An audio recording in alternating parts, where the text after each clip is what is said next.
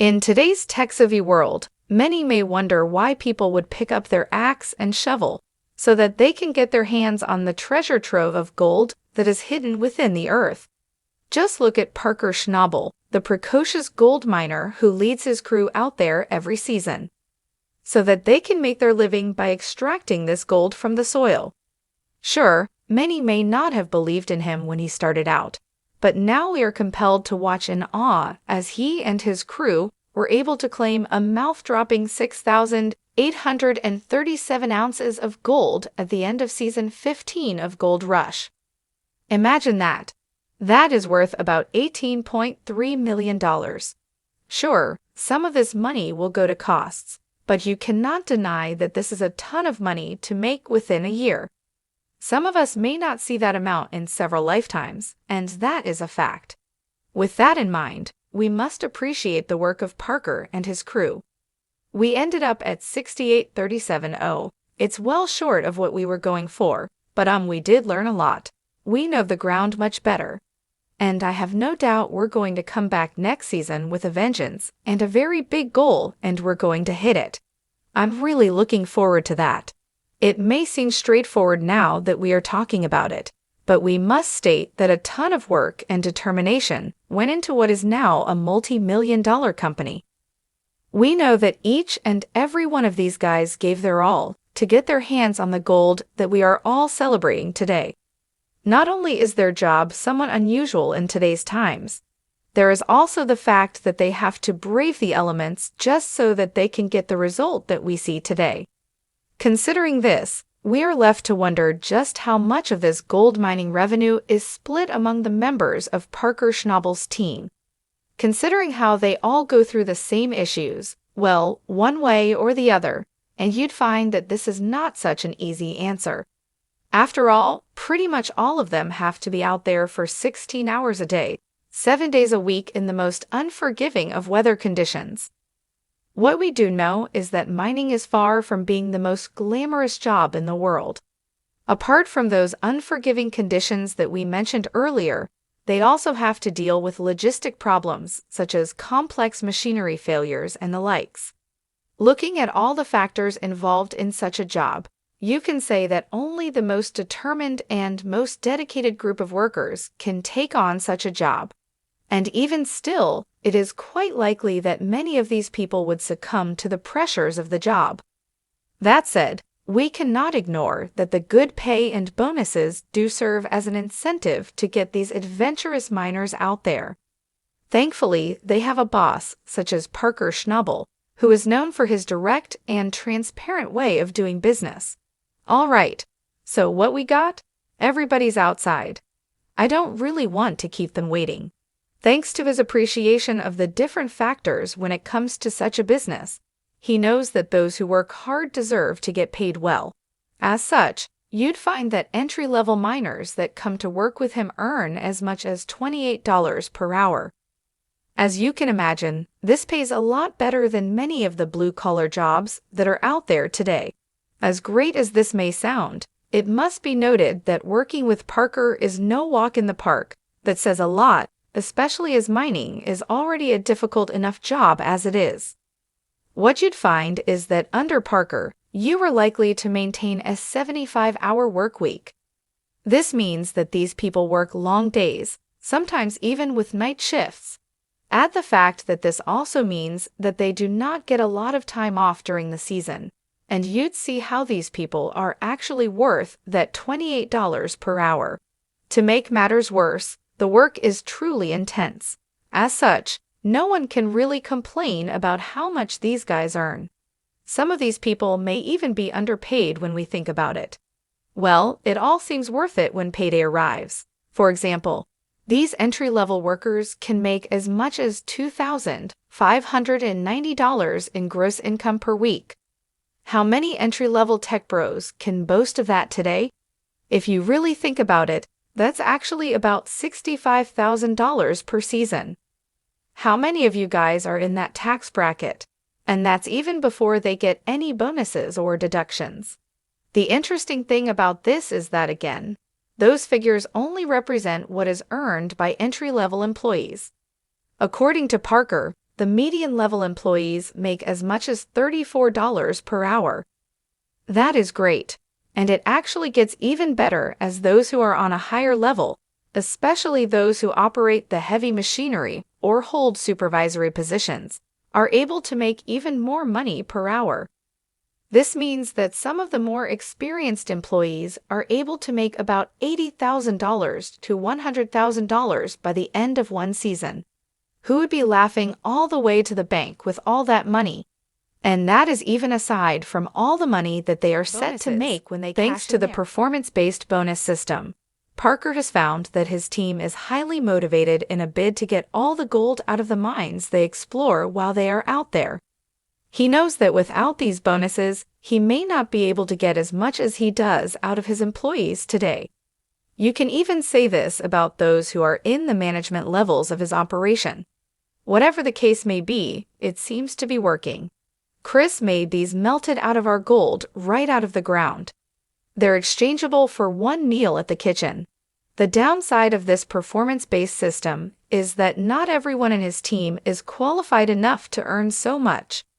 We are talking about the night truck drivers and the lives of the entry-level laborers. These groups of people may be paid with their wages and that only. No bonuses for them for some reason. Alas, it has been discovered that this distinction between the haves and the have-nots is based on the positions they occupy and how such a position has an impact on the production and the overall profitability of the gold mining operation. Sad stuff, but it's fair to say that such is life. That said, Parker isn't one to leave his people in a lurch. For example, Parker does go out of his way to provide additional non-monetary benefits to his employees so that they can give the entire operation a boost. For example, all crew members are given free housing and meals while they are on site during the course of the season.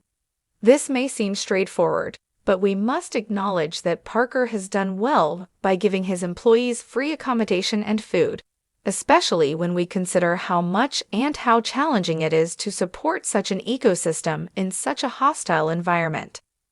These added expenses come out of our mind boss's pocket, and as such, his efforts must be commended. After all, not only does this allow his workers to save their own money, it also creates a sense of community in which a level of camaraderie is created, and as such, you'll find you can see how these people are just itching to do well for Parker and their ever-growing gold mine. This says a lot, especially as these people are out there for weeks, if not months. As such, you can see how some of these people, especially the higher-earning ones, are set to make as much as $150,000 per season. Sure, we may be talking about Canadian workers, and sure, it is likely that only the top earners may come away with such figures, but hey, it is a great living, especially if you do not mind working in some of the most unforgiving environments on the planet. If anything, you can see how rewarding these people's efforts are. This says a lot, especially as it is believed that Parker and his crew work harder than many other gold mining crews out there today. In fact, it is believed that working with Parker means that you are likely to cram 18 months' worth of work into 6 months. Can you even imagine how grueling such a job would be? As you can guess, this leaves the workers physically drained and exhausted. Thanks for being here. Big job ahead of us. Yeah, there's a lot of work. This spring is going to be what sets us up for, if we can get it done by the fall or not. So let's just give it our best, and let's see if we can get her done. Let's not even talk about the mental toll this puts on Parker and his workers. However, those who are able to take on the pressures of this job would find that if they can stick it out, they are going to be paid very well. Where most miners may have to rely solely on their revenue from the gold they find, Parker and his crew have a bit of an ace up their sleeves when it comes to extra income. When it comes to Parker and their team, you'd find that they are able to make some extra money thanks to their involvement in the Gold Rush TV show. Right now, we would find that Gold Rush is dominating the gold mining niche, and as such, Parker and his gold miners have found that they get paid well for their part in the show. Let's start with the likes of mine bosses, such as Parker Schnabel. you'd find that his peers, such as Tony Beets and Rick Ness, make as much as $25,000 to $30,000 per episode. A bit lower down the ladder, you'd find that the supporting cast members are able about $10,000 every episode. Can you imagine how much money this is?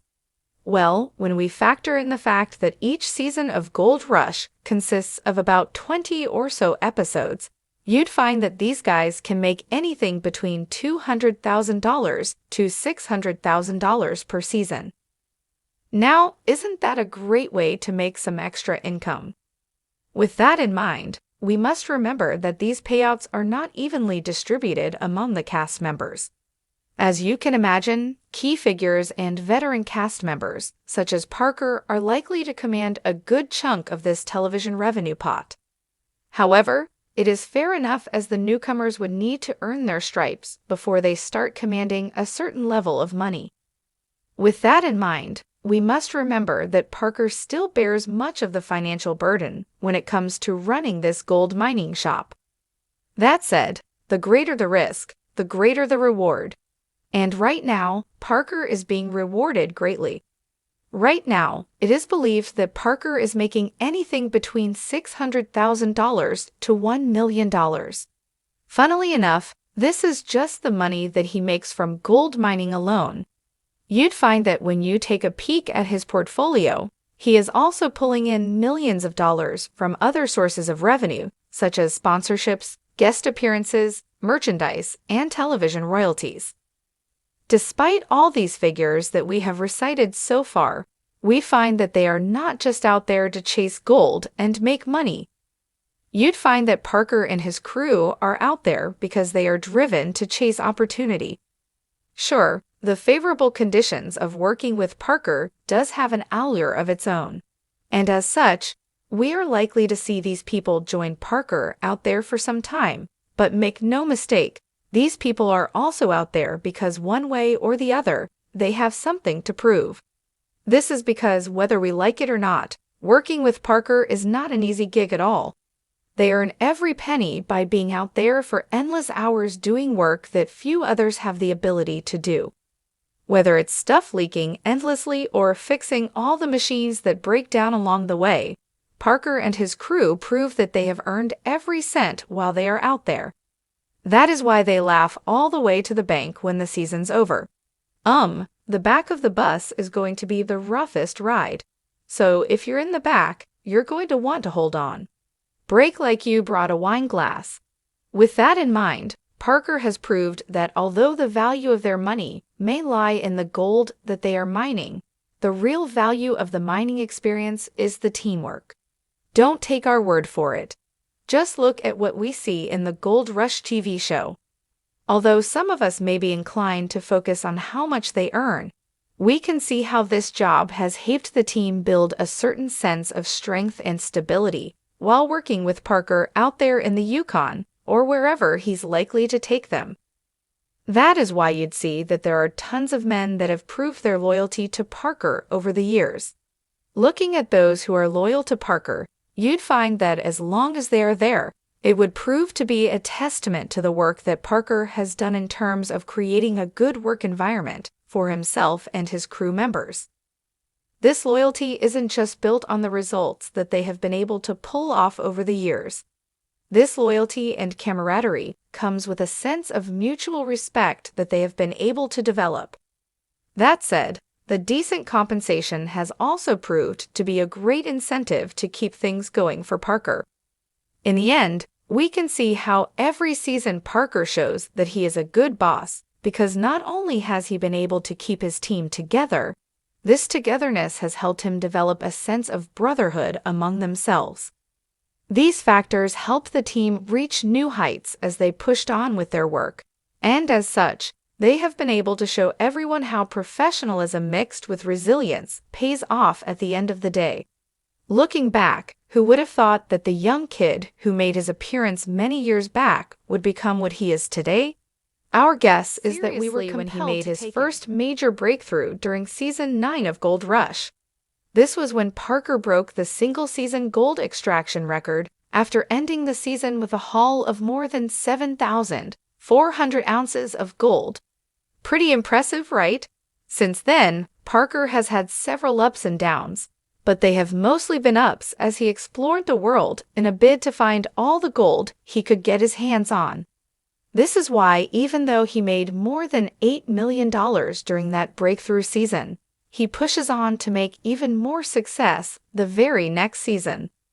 Somehow, he surpassed the record-breaking season by making more than $10 million the next year.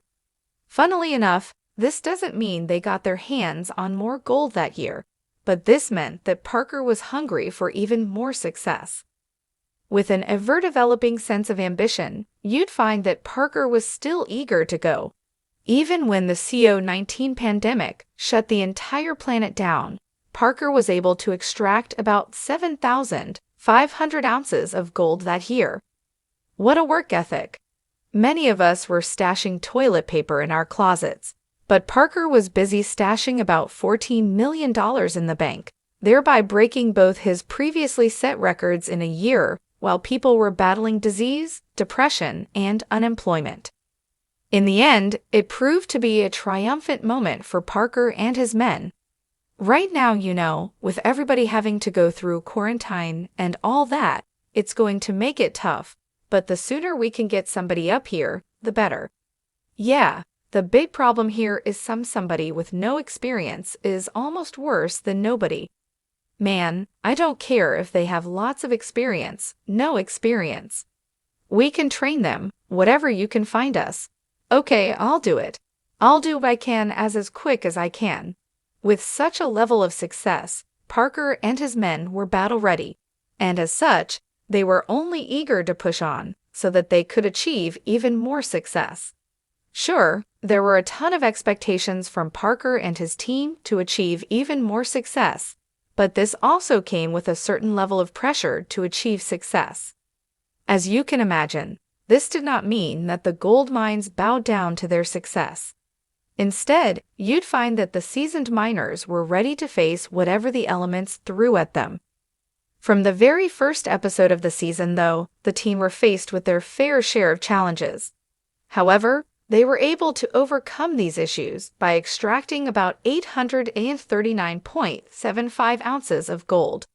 Again, this meant that they had set a new record, and by season 13, all they wanted was even more success. Fortunately, they were able to push on by extracting about 8,118 ounces of gold from the mines that year. Sure, it wasn't a record-breaking year, but they were still able to deposit a ton of money in the bank. They were also able to solidify their reputation as some of the most prolific gold miners on Gold Rush.